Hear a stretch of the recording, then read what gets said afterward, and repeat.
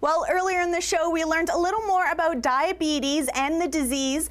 And right now, we are joined by Sarah. Now, Sarah has been living with diabetes for over 14 years, so she is a perfect person to talk to about how it affects everyone's life. So, Sarah, tell me your story. How did this first come about in your life? Well, I was 7 years old, and my dad noticed that I was going to the washroom lots, drinking lots of water. I had a big unexplained weight loss, as well as I was consuming a lot of sugar. And so he definitely thought something was up. So we went to my doctor, and then I was diagnosed with type 1 diabetes. Wow. And then I actually went to the hospital in Regina for a week. So my parents could kind of learn about diabetes and learn how to deal with it. And then ever since then, I've been living with it, I guess. Yeah, keeping it under control. Yeah. That's excellent. So type 1 diabetes. Now, earlier we talked a little bit about type 2. So what's type 1?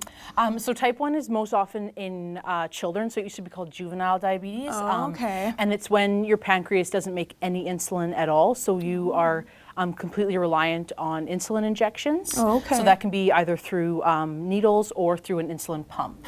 Okay, interesting. So having type 1 diabetes, let's say before you were diagnosed, what type of really hardships or challenges did it put on your childhood? Well, it was really hard for my especially for my parents mostly, because they're the ones that were responsible for me. Absolutely. For learning what the disease was and learning how to manage it to make sure I was healthy and safe. But it's hard for a 7-year-old, you know, to leave school and then come back and all of a sudden have to have your parents come at recess and lunchtime to do finger pokes or give you insulin. So, you know, I had to take juice or sugar before gym. Okay.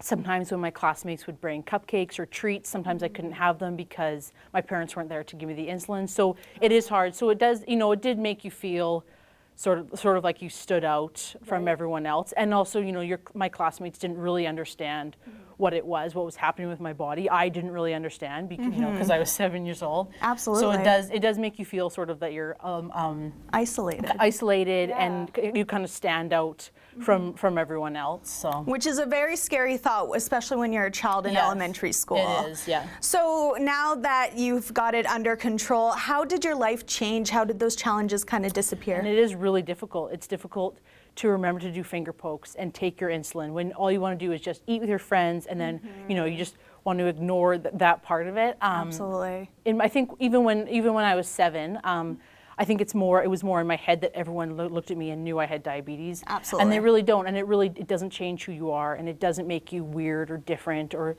you know. So I'm just Sarah, and I just have diabetes. I'm not this. I didn't completely change because I got diabetes. So that's right. It doesn't define you, of course. Absolutely. So the Canadian Diabetes Association here in Saskatoon, has the organization helped you in any way? They helped me when I was a kid with going to kids camp. Here in Saskatchewan. And then they've just provided lots of resources and different sort of workshops or programs that people with diabetes can take advantage of to learn more things about diabetes, to learn how to be healthy and manage their diabetes properly. So it's an awesome resource and organization. Excellent. Well, thank you so much for sharing your story. You're I think that really gives the viewers an insight on how it personally affects someone's life, especially when you're a child. So, well, we're actually going to talk to someone from the Canadian Diabetes Association later in the show. We're going to find out exactly how the organization helps community members like Sarah. So don't go anywhere on today's Go Saskatoon.